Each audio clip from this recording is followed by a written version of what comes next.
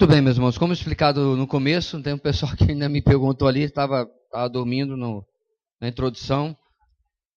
Nós temos 6 reuniões no nosso retiro e Jesus decidiu escrever 7 cartas. Então, nós que nos adaptamos a ele, não vice-versa. Então, nós vamos hoje ter essa programação diferenciada, em lugar de você ter tido aquele tempo longo, né, nos grupos com o devocional. Nós vamos ter esse tempo aqui com 2 mensagens. Espero que você consiga manter a sua atenção.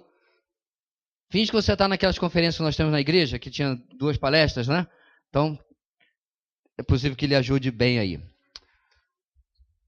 Quero convidar você na sequência do nosso texto, que acabamos, né, de ouvir, ainda no capítulo 12. Partimos para a terceira carta, a partir do versículo 12 até o versículo 17, ok? Carta à igreja de Pérgamo.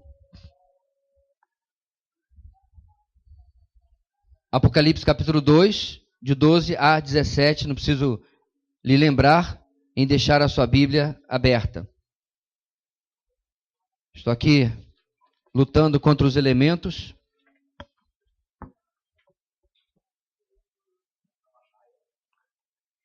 Na cidade de onde eu venho, a gente luta contra os maus elementos. Aqui são só os elementos. Está dando certo. 300 presilhas dessa aqui, a gente vai chegar lá. Diz assim o texto, irmãos, vamos lá. Ao anjo da igreja em Pérgamo escreva: estas são as palavras daquele que tem a espada afiada de 2 gumes. Sei onde você vive, onde está o trono de Satanás. Contudo, você permanece fiel ao meu nome e não renunciou à sua fé em mim, nem mesmo quando Antipas, minha fiel testemunha, foi morto nessa cidade onde Satanás habita. No entanto, tenho contra você algumas coisas. Você tem aí pessoas que se apegam aos ensinos de Balaão, que ensinou Balaque a armar ciladas contra os israelitas, induzindo-os a comer alimentos sacrificados a ídolos e a praticar imoralidade sexual. De igual modo, você tem também os que se apegam aos ensinos dos nicolaítas. Portanto, arrependa-se. Senão, virei em breve até você e lutarei contra eles com a espada da minha boca. Aquele que tem ouvidos, ouça o que o Espírito diz às igrejas. Ao vencedor, darei do maná escondido. Também lhe darei uma pedra branca com um novo nome nela escrito, conhecido apenas por aquele que o recebe. Pérgamo, meus irmãos, como vocês viram no versículo 12, segue a rota para o norte. Éfeso, Esmirna, Pérgamo. Está a 18 quilômetros ao norte de Esmirna. E essa cidade tinha 2 séculos antes a segunda maior biblioteca, perdendo apenas para a biblioteca em Alexandria. Eu digo tinha porque o imperador Marco Antônio pegou toda essa biblioteca praticamente e deu de presente para Cleópatra, um presentinho para sua namorada lá no Egito, né? Vai entender. Mas, enfim. E ela era, meus irmãos, a cidade mais importante da época, a mais importante da Ásia Menor, era uma cidade de realeza. Algo interessante também, meus irmãos, é que os doentes de toda a Ásia iam até Pérgamo dormir, não para ser consultados necessariamente, mas para dormir em um santuário dedicado a Asclepius. Nome difícil, né? Pessoal que está grávido de novo aí, na nova safra, já pega o nome para o seu menino, né?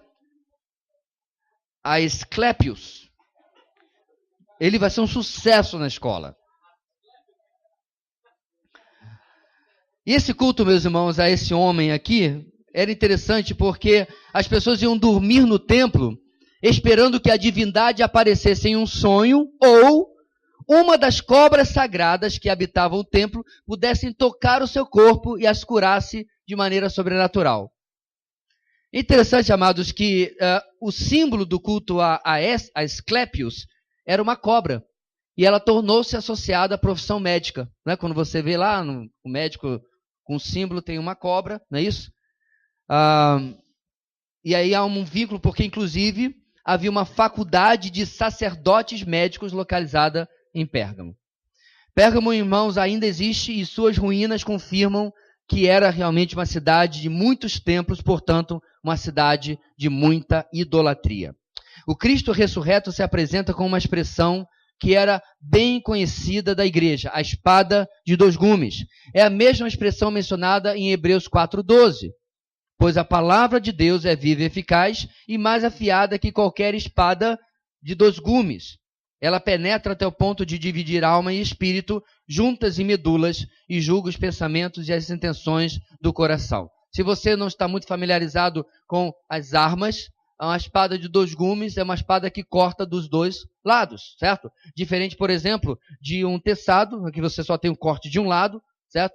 A espada de dois gumes é uma espada que era afiada de um lado e afiada do outro também. Então, ele mesmo, Jesus, ele é a palavra de Deus encarnada. E em Apocalipse 19, com essa mesma espada, que é ele, que é a sua palavra, Cristo governará as nações.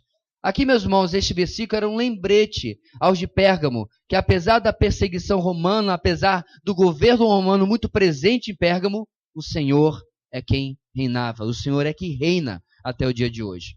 Nenhuma das apresentações de Jesus é despropositada. Tem a ver com o cenário, com a situação que aquela igreja em particular estava vivendo. No versículo 13, lá estava o trono de Satanás. De novo, se Jesus fala isso hoje, as pessoas iam dizer: Senhor, não seja tão duro. É um trono de gente mal intencionada, de gente mal direcionada, mas trono de Satanás, assim você afugenta os incrédulos. Dias difíceis nós vivemos, mas ele diz que lá estava o trono de Satanás, que apontava para diversas características malignas desta cidade. Quais são elas? Primeiro, havia sacrifícios pagãos a falsos deuses por toda a cidade. Segundo, o tribunal do imperador estava lá, e ele, o imperador, era tratado como Senhor e Salvador. E se você conhece o seu Senhor e Salvador muito bem, você sabe que ele não aceita que o seu lugar seja tomado por nenhuma outra criatura, muito menos nenhum outro homem. Terceiro problema espiritual dessa cidade. Tanto Satanás quanto o falso deus Asclépios são simbolizados por uma serpente. Trono de Satanás cairia perfeitamente para descrever este santuário idólatra. E, em quarto e último lugar, finalmente, o altar de Zeus estava lá, e ele saía da encosta, formando um enorme assento, como um trono, que facilmente poderia ser o significado principal daquilo que Jesus está falando aqui. Mas é provável, meus irmãos, que Jesus estivesse falando um somatório de toda a idolatria que acontecia nesta cidade. E mesmo diante disso, irmãos, os cristãos se mantinham fiéis e perseverantes, nunca renunciando à fé em Cristo. E por isso eles são recomendados. Como nós já falamos muitas vezes, meus irmãos, a perseverança na vida cristã, ela é sim provada pela perseguição. Mas sabe o que é interessante, irmãos? Quando nós deparamos com a situação de uma igreja como Esmirna, uma igreja como Pérgamo, nós temos que ser alertados por outro problema. Sabe qual? O desânimo, a falta de perseverança que vem pela falta de perseguição. Porque se a perseguição, irmãos, fosse a única preocupação que nós tivéssemos de que alguém não perseverasse, nós estaríamos bem. E Satanás estaria estranhamente equivocado com a maneira como ele procede no Brasil. Mas você já percebeu, meus irmãos, que se Satanás age com perseguição em um lado, tudo com a permissão de Deus, para outra boa parte da cristandade, boa parte do globo terrestre, Satanás tem agido de outra maneira? Há 130 anos atrás, Spurgeon já dizia: a igreja que deveria atrair pela diferença tem buscado atrair pela igualdade. Você vai em determinadas igrejas e você tem quase dificuldade de saber se você está numa igreja ou numa boate. É uma decoração diferenciada, luz apagada durante o louvor. Igrejas que promovem raves. Para os mais antigos era a nossa discoteca, viu? Tem o pessoal se entregando aí. Deixa eu corrigir. Para os mais antigos era a discoteca de vocês, viu? Dentro daquilo que deveria ser o culto ao Senhor. O que está errado, irmãos, com a nossa geração? Muitos não perseveram, amados, não é por causa de perseguição, mas pelo desânimo que vem, pela falta de manutenção de uma vida espiritual, que se torna acomodada com tudo aquilo que nós temos de conforto e comodidade ao nosso redor. Jesus, inclusive, menciona que esta fidelidade e perseverança deles foram testadas quando, e ele cita o nome da pessoa, Antipas, foi morto na perseguição. É interessante, irmãos, que a palavra martos, do grego, que significa testemunha, da onde vem a nossa palavra mártir, é a primeira vez que ela é usada aqui sobre alguém que testemunhou de Cristo até a morte. E aí, com o passar do tempo, meus irmãos, a palavra martis, ou martus, passou a ser identificada de testemunha até a morte, ou seja, um mártir. Tal como Antipas, e aquele é chamado de testemunha de Cristo. Antipas, segundo, irmãos, a literatura da época, foi cozinhado vivo dentro de um touro de bronze incandescente pela fogueira que era acendida debaixo dele. Era um animal de cerca de 5 metros de tamanho, oco, que possuía na sua lateral uma portinhola, aonde você poderia abrir e 2, 3, 4, 5 pessoas seriam colocadas lá e uma fogueira era acendida embaixo dele e eles eram cozinhados vivos. Assim, meus irmãos, o indicativo era que a maioria dos cristãos de Pérgamo estavam firmes e aguentando bem, mesmo diante das situações, mesmo diante de terem visto alguém que provavelmente era importante nesta comunidade, talvez um líder, sendo martirizado e desta maneira. No versículo 14, contudo, vem uma repreensão de Jesus. Mesmo que a maioria fosse fiel, havia algo de errado. Porque o texto diz, no entanto, tenho contra você algumas coisas, você tem pessoas aí. Jesus vai destacar isso. Ou seja, não era a totalidade da igreja, mas a igreja está sendo responsabilizada, irmãos, porque ela está sendo tolerante com aqueles que andavam no erro. E aqui cabe, meus irmãos, uma diferenciação muito importante. Na sua leitura anual, você vai passar por Josué, se já não passou. E lá você vai passar, meus irmãos, pela conquista de Jericó e depois pela pela derrota em Ai. Por que essa derrota acontece, irmãos? Porque um homem, Acã, havia tomado algumas coisas que o Senhor tinha dito que eram consagradas para a destruição, lá em Jericó, uma capa babilônica, um pouco de prata, ouro, se eu não me engano, e havia tomado para si. Israel perde a próxima batalha, Josué se desespera e Deus trata. Está desesperado por quê? Israel pecou. Israel? Um homem. E é importante fazer a diferenciação, meus irmãos, da maneira que Deus tratava com Israel naquela dispensação e da maneira como Deus trata com a igreja na nossa dispensação.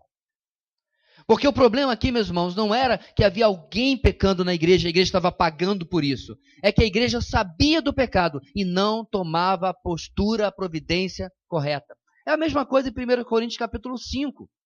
Havia um jovem, você sabe, que estava tendo relacionamento com a sua própria madrasta. E Paulo fala, esse tipo de coisa não se ouve nem entre os incrédulos. E vocês estão amando isso, tolerando, abraçando a pessoa que está. Tirem o mal do meio de vocês. Entregue a Satanás. Não é isso tudo que está no texto, irmãos? Por que a igreja de Corinto é responsabilizada? Porque ela sabia do pecado, e um pecado dessa magnitude, que trazia escândalo social grande na cidade de Corinto, e a igreja ela era tolerante. É importante fazermos essa diferença, irmãos, porque aqui é o mesmo caso. A igreja está sendo criticada pelo Senhor porque ela estava tolerando o erro. E o que essas pessoas, o que esse grupo estava fazendo? Primeiro, se apegam aos ensinos de Balaão, e o Senhor ainda descreve, porque é possível que uma boa parte ali não era judia e não conhecia a história de Israel. Se apegam ao ensino de Balaão, que ensinou Balaque a armar ciladas contra os israelitas, induzindo-os a comer alimentos sacrificados a ídolos e a praticar imoralidade sexual. Isto é uma menção, meus irmãos, ao que está narrado no livro de Números, de 22, capítulo 22 em diante. Balaão foi chamado para amaldiçoar Israel, lembra? Só que ele não conseguiu, porque Deus disse para ele, você não vai amaldiçoar ninguém, porque não há como amaldiçoar Israel, porque eu o tenho abençoado. Resumo do resumo. Então, como não conseguiu, meus irmãos, fazer a sua profetada e amaldiçoar Israel, o interessante é que Balaão tem uma outra ideia. E me lembra muito, irmãos, a estratégia de Satanás hoje. Se ele não consegue com a igreja de um jeito, ele muda a maneira de agir. E a maneira de agir é, se não pode com eles, junte-se a eles. Foi a estratégia de Balaão e deu certo.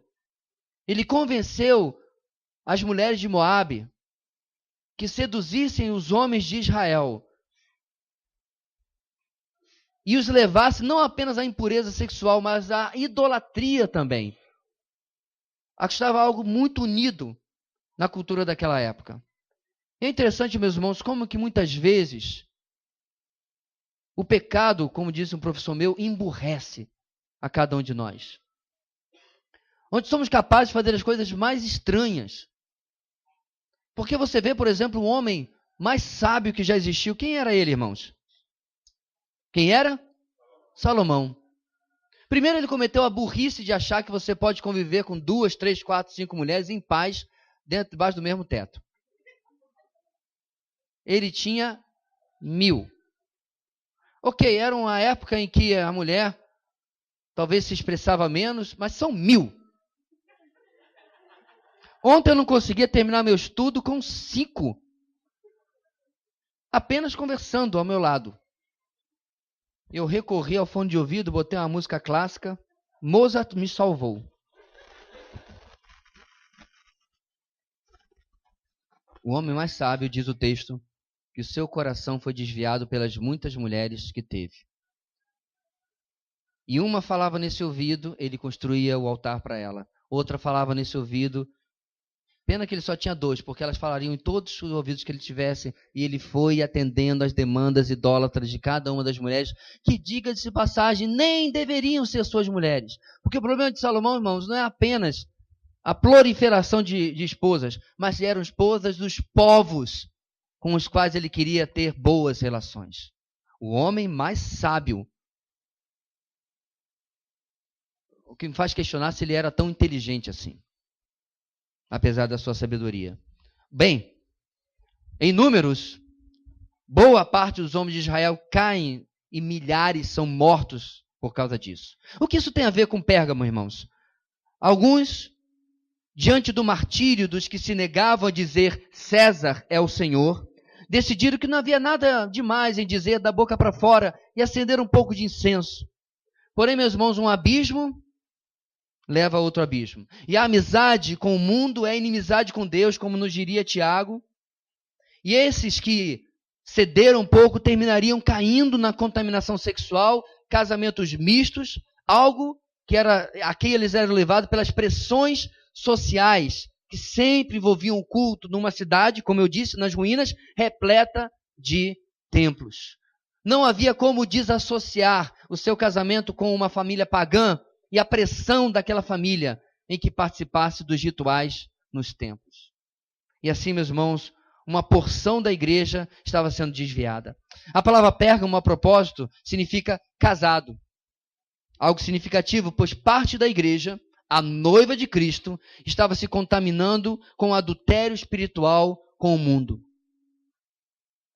Eu creio, meus irmãos, que é difícil que nós possamos cair exatamente nos mesmos erros que muitas vezes nós vemos, por exemplo, nesta carta aqui. Mas não custa nos lembrar, especialmente aos mais novos, o preço que se paga por transgredir as veredas, os limites que o Senhor coloca na nossa vida. Quantos de nós, especialmente quando somos mais novos, vemos os limites que o Senhor colocou e aprendemos através dos nossos pais como um desmancha-prazeres, como um impedimento, como uma mera barreira para tolir a nossa vida, quando na verdade aquela barreira está lá para a nossa própria proteção. E o que eu acho mais interessante, meus irmãos, é que se o Senhor usando aqui o nosso ambiente, né, cercasse esse ambiente aqui, e ele apenas dissesse para nós, olha, fora daqui está fora da minha vontade. Eu me refiro a toda a propriedade. Mas aqui dentro dessa propriedade você pode usufruir do banho, do rio, você pode usufruir do campo, da quadra, você pode sentar para um bom bate-papo. Mas a nossa natureza diz o quê? Eu quero conhecer a propriedade vizinha. Não foi o que Sansão fez? Nós vimos em Juízes. Você acha, meus irmãos, que não havia uma mulher bonita em Israel? E o que Sansão faz? Vez após vez ele vai atrás das mulheres dos filisteus. Haviam ídolos no coração daquele homem, como há no nosso coração também, que nos leva a dizer, essa propriedade tão grande é pouca para mim. Eu quero ir lá fora. Eu quero sair da onde o Senhor tem me colocado. E assim, meus irmãos, nós temos que tomar esse exemplo e questionar aonde será que eu tenho flertado com o mundo? Pastor, flertado com o mundo? Eu estou no retiro da igreja. Eu não estou lá no carnaval. Você se assustaria, meus irmãos, se eu lhe dissesse que tem gente hoje fora do retiro, em algumas igrejas, muitas igrejas, talvez na nossa igreja, que estão melhor espiritualmente do que aqueles que estão nos retiros? Desde quando estar em um culto ou num retiro ou qualquer outra coisa lhe dá um atestado de superioridade espiritual ou santidade? Quantas vezes, irmãos, nós estamos no culto e o nosso coração está longe, interessado em outras coisas, capturado por outras coisas? Talvez o que eu vou dizer agora vai escandalizar alguns, vai surpreender outros. Quantas vezes eu já ouvi em nossa cidade jovens que saem do culto, às vezes tocar no culto, pregar, se envolver, participar de alguma forma, e saem dali com a sua namorada para motéis, ou saem dali para buscar a namorada que crente não é. A quem nós queremos enganar? A amizade com o mundo, a inimizade com Deus. O meu irmão do Senhor, Tiago, no melhor estilo, pé na manca voadora, não deixa dúvida. Ou, amados, andamos com o Senhor, escolhemos como Ele escolheria, ou nós começamos a flexionar, ou flexibilizar, melhor dizendo, desculpe, flexibilizar os nossos princípios. E quando nós vemos, irmãos, nós estamos nesta derrapagem de um abismo, chamando outro abismo na nossa vida. Eu acho tão interessante, eu quero fechar aqui, meus irmãos. Há vários anos atrás, uma pessoa de nossa igreja disse para mim, pastor, eu não vejo necessidade de fazer devocional. Eu falei para a pessoa, olha, eu queria muito andar com você, que você me ensinasse a andar com o Senhor. Como assim, pastor? Porque eu não estou no seu nível. Eu careço de estar na presença do Senhor todo dia. Eu quis mostrar para essa pessoa o tamanho da arrogância que ela nem percebia que estava falando. Em achar que ela estava em um nível espiritual, sei lá qual, hiper, duplo, top das galáxias, que ela não precisava andar com o Senhor todo dia. Ela achava fanatismo ou até exagerado.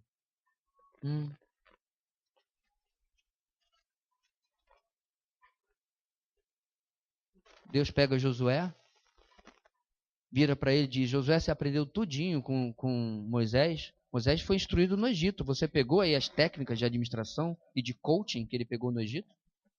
Você pegou, Josué, as administrações, a pós-graduação que ele tinha na escola lá do Egito? É isso que Deus fala para Josué, irmãos? Josué, vou te bater aqui direto, tá? Meu servo Moisés morreu. Acabou. Tem mais não. No more. No mais. Agora você vai entrar com esse povo lá, tá? Mas a receita é simples. Não te afasta do livro dessa lei nem dia, nem de noite. Medita nele e você será bem sucedido. Alguma pergunta? Tá, agora vai lá fazer o que eu te falei. Deus é econômico, sincero, singelo, simples. E aí nós vamos e complicamos. Curso disso, metodologia daquilo. nova unção do não sei o que, visão de não sei o que lá, senão a igreja não dá certo. Quando nós precisamos, irmãos, é simplesmente voltar ao feijão com arroz.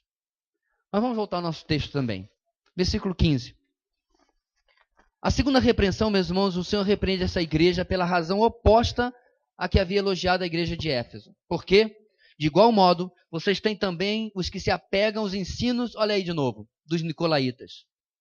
Os cristãos efésios haviam se separado deste erro, os de Pérgamo não, ou parte dos de Pérgamo. A palavra nicolaíta, como nós já vimos, significa aquele que conquista o povo, né, que vence o povo. E como nós vimos, havia trazido licenciosidade, libertinagem para dentro da igreja. Eles eram aqueles, nós já vimos, que começava a criar essa divisão também entre cleros e leigos. Por quê? Quando você cria a casta superior, ela fala e a casta inferior obedece. Afinal de contas, esses são os iluminados, os que sabem mais. Você começa a compreender, meus irmãos, por que tantas bizarrices no meio evangélico? Que o pastor disse. Esse tipo de líder, o pior dos seus pesadelos é o seu liderado começar a ler a Bíblia. Começar a ler alguns bons livros, assistir boas mensagens. Começa a abrir os olhos, ele começa a dizer, pastor, mas a Bíblia não diz rebelde. Está se levantando contra o ungido do Senhor.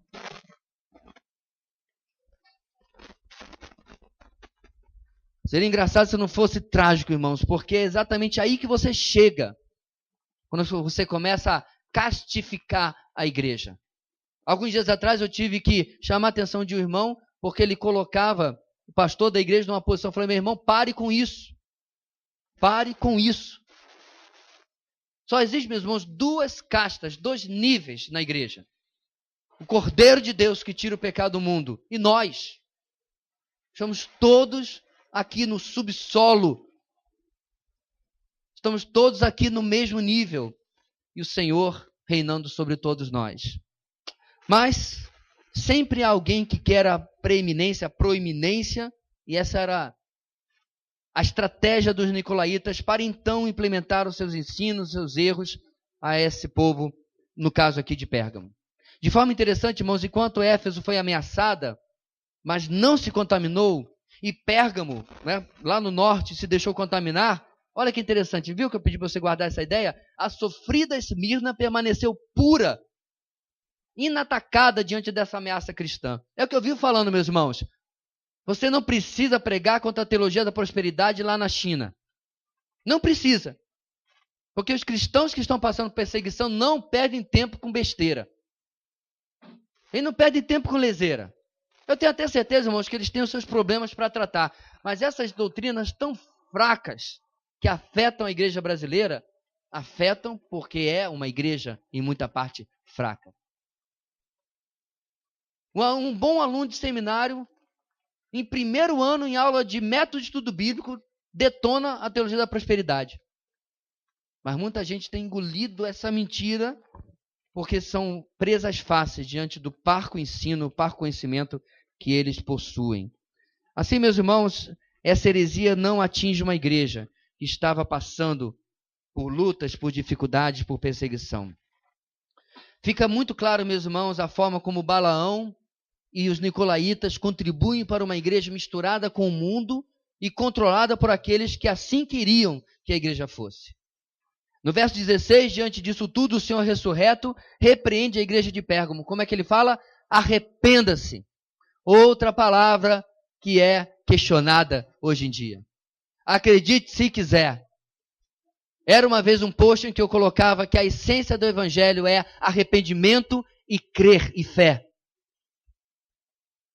E alguém foi lá perguntar, mas isso não é muito difícil das pessoas aceitarem? Eu falei, não, isso é impossível das pessoas aceitarem. O Evangelho mostra o homem morto em seu pecar, sem condições, sem situação alguma que ele possa libertar-se por si só, a menos que Jesus, que é justo, o arranque de onde está e o justifique e o apresente ao Pai. Letra de Paulo César, Grupo Logos. Entendeu? É impossível que as pessoas gostem que você diga para elas que você precisa se arrepender dos seus pecados. Mas, meus irmãos, tanto era a pregação de Jesus no início do seu ministério, como era a pregação de Pedro no início da pregação da igreja, em Atos capítulo 2, que vamos ver logo, logo. Como é, meus irmãos, a palavra que o Senhor dá à sua própria igreja. Arrependa-se. Caso contrário, em breve eles teriam a visita do Senhor. O próprio Senhor iria lutar contra eles com a espada de 2 gumes. É a palavra de Deus, irmãos, que confronta e é a palavra de Deus que condena o pecado. Então, meu amado, quando você estiver dentro da pregação da palavra e você sair dali pesado, saia dando glória a Deus. Mas quando eu digo pesado, sim, eu concordo, tem gente que prega e apenas diz, olha, aqui está o erro. E o que eu faço? Não tenho a mínima ideia. Te vira. Uma pregação meio capenga.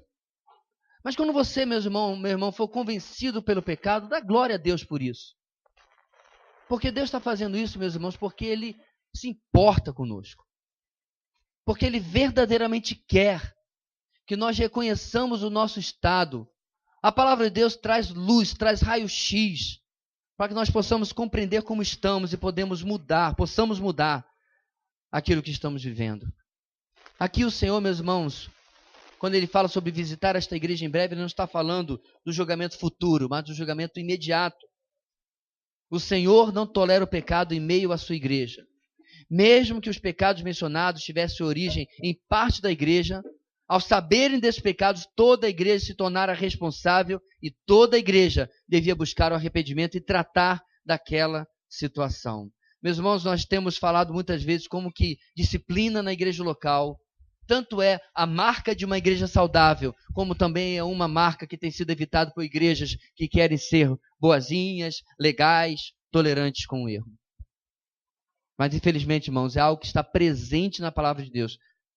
Felizmente ou infelizmente, depende do ponto de vista.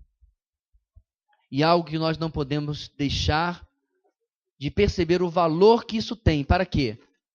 Para que a igreja aprenda a ter humildade diante do seu próprio pecado e possa se quebrantar quando o Senhor está sendo glorificado pela disciplina que infelizmente acontece na vida de algumas pessoas. Terminando nosso texto, irmãos, versículo 17, de novo, a carta termina com a fórmula. Aquele que tem ouvidos, ouça. A segunda parte da fórmula, ao vencedor. Ou seja, de novo, todos os cristãos. A promessa aqui, meus irmãos, que é sempre a parte variável dessa fórmula, é que Ele vai dar o maná escondido e, segundo, uma pedra branca com um novo nome nela escrito, conhecido apenas por aquele que o recebe. A primeira expressão, meus irmãos, significa o maná escondido, suprimento ao que confia. Em lugar de comer coisas sacrificadas em altares de imoralidade, que está lá no versículo 14, o cristão tem a promessa de receber do Senhor tudo o que precisa. O maná escondido, meus irmãos, é o próprio Jesus. Ele disse que Ele era o pão que desceu do céu. Nele, em Cristo, está a nossa suficiência, o melhor e superior alimento. Pastor, você está falando de comida? Está falando de quê, afinal de contas? Eu estou falando, meu irmão, que diante das ofertas do mundo, voltar-se para aquilo que o Senhor lhe oferece é a sua estratégia de vitória. Tudo que o mundo oferece, o Senhor oferece melhor. Tudo. Todas as bolotas. Lembrou do filho pródigo? Todas as bolotas de alimentar os porcos que o mundo oferece, o Senhor oferece melhor e mais. O carnaval, meus irmãos, é o exemplo perfeito disso. A pessoa pula 2, 3 dias, 4, sei lá. Tem aquela alegria. No dia seguinte que passa tudo isso, a vida volta exatamente como era. Como é que é o nosso lado? A alegria no Senhor é a nossa força. Essa alegria, meus irmãos, que o profeta fala, uma vez que ele passava dias difíceis, dias de disciplina do Senhor sobre o povo de Israel, que alegria é essa? É a suficiência das promessas, é a suficiência da pessoa, é tudo aquilo que existe em Cristo. Nele habita a plenitude da divindade. Nele está tudo o que precisamos. Meus irmãos, quando Agostinho declara as palavras famosas, tarde te amei, o que Agostinho está pensando, irmãos? Olha para a minha vida passada, quanta coisa, quanto tempo eu joguei fora. Eu quero dar uma palavra especial aqui aos adolescentes, às crianças, adolescentes e jovens. Você está crescendo e está sendo negado a você, olha que coisa terrível, um testemunho marcante. É muito provável, eu oro, que você nunca vai conseguir dizer, olha, eu era ex-traficante, eu era ex-bruxo, eu era ex-assassino. Você nunca vai ter um testemunho desse. Graças a Deus. Eu venho, meus irmãos, de um histórico evangélico onde esses testemunhos atraíam multidões. Tinha uma igreja no meu bairro que um sábado por mês tinha algum ex-grande alguma coisa.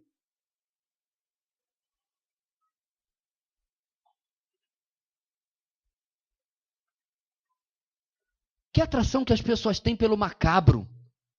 Não, pastor. É porque as pessoas querem glorificar a Deus pela grande transformação. Meus irmãos, você foi tirado do império das trevas para o reino do Filho do seu amor. O que mais você precisa? Ele escreveu o seu nome no livro da vida antes da fundação do mundo. Antes que você sequer respirasse. E esperou milênios até o dia de lhe chamar para ser dele. O que mais você precisa? O que mais é necessário? O maná, meus irmãos, evoca a dependência, a suficiência que Israel experimentava de Deus a cada dia. Uma suficiência que era tão sobrenatural. Lembra que na sexta-feira eles tinham que colher 2 porções, porque no sábado o maná não caía. Agora olha que interessante, se na terça-feira eles colhessem 2 porções, na quarta-feira amanhecia fedendo, podre e cheio de bicho, no deserto. Que eu não acredito que tenha tanto inseto no deserto assim não. Mas Deus mandava o bicho lá só para mostrar a eles. Confia. Porque no dia seguinte eu vou dar de novo. Então, meus irmãos, a nossa vida é cheia de incertezas. Nós ficamos atormentados pelo futuro dos nossos filhos, atormentados pela nossa saúde, nós somos atormentados por um monte de coisa porque somos pó. Eu concordo, eu entendo. Mas eu quero lhe convidar, eu quero lhe desafiar, eu quero lhe exortar hoje a perceber, meus irmãos, a placidez com que o nosso Senhor se vira para igrejas em um cenário de profunda perseguição, um cenário de profunda ameaça espiritual e diz, confia, eu vou dar o maná a cada dia. Eu vou trazer a suficiência que sou eu a cada dia. E se por acaso amanhã não estiver do jeito que você quer, fui eu que fiz o amanhã daquele jeito também. Pastor, eu confiei, e aí quando chegou na semana seguinte, eu recebi um diagnóstico. Deus estava lá, quando você ainda estava aqui.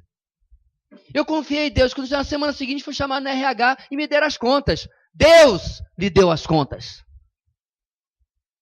Precisamos, irmãos, rever a nossa perspectiva de vida em todas as circunstâncias. Caso contrário, não conseguiremos compreender coisas tão simples como o Senhor fala a essa igreja. Mas ele tem uma segunda promessa. Essa pedra branca com um novo nome, conhecido apenas por aquele que recebe. Essa pedra, meu irmão, significa a posse da parte de Deus, isto é, que pertencemos a Ele. Naqueles dias, uma pedra branca era colocada em um recipiente para um juiz para votar a absolvição de uma pessoa em julgamento. A nossa pedra já foi sorteada.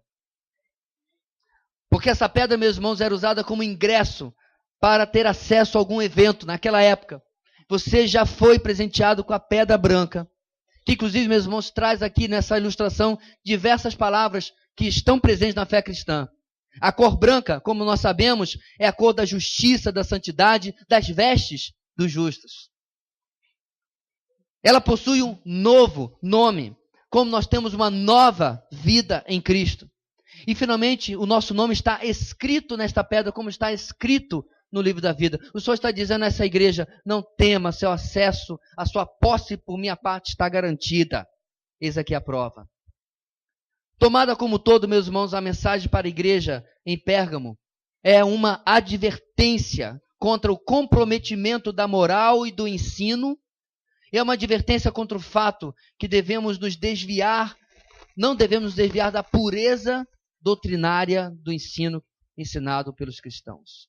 E assim, quando não nos desviamos e não entramos na tolerância com o erro, o que acontece conosco? Nós experimentamos da suficiência e da posse, da propriedade prometidas pelo nosso Deus. Que vida tranquila, meu irmão, o cristão tem oferecido a si. Quando eu digo sobre vida tranquila, não é vida sem problema, mas que perspectiva de vida tranquila. De tranquilidade, mesmo no mar mais revolto possível. Tranquilidade quando recorremos ao que Ele é.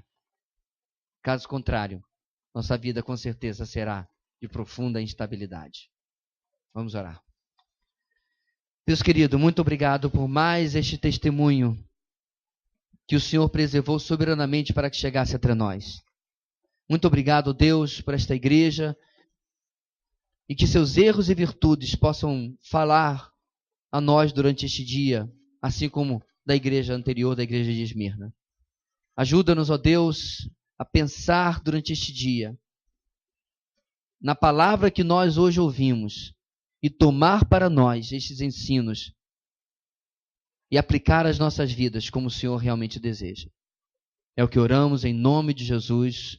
Amém e amém.